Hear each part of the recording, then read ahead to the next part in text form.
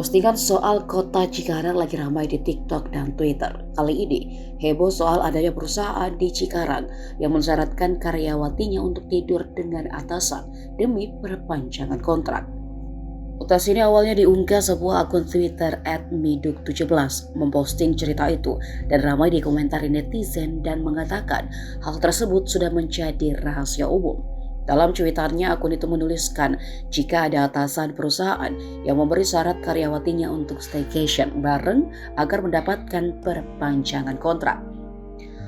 Para netizen pun satu persatu membongkar kejadian serupa yang mereka ketahui. Bahkan kata warganet, ada perusahaan yang hanya menerima karyawan cewek dan harus cantik.